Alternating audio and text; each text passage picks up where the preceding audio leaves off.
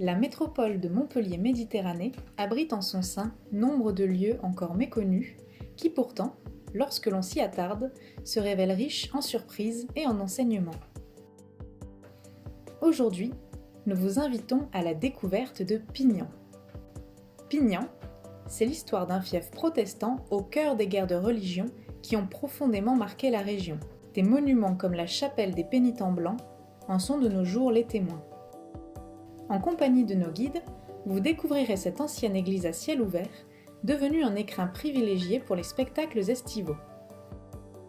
Partir à la rencontre de Pignan, c'est aussi dérouler l'histoire de la place forte médiévale, où les rivalités entre seigneurs concurrents au sein d'un même domaine ont laissé leur empreinte dans l'architecture du centre historique.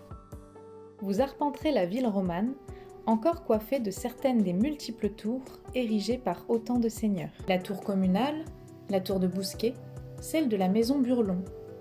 Puis la ville gothique, extension nécessaire de ce premier fief encombré et hérissé de châteaux.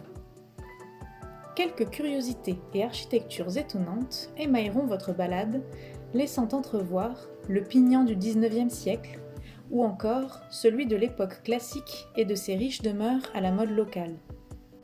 Parmi les lieux incontournables de Pignan, le château des comtes de Turenne vaut à lui seul le détour.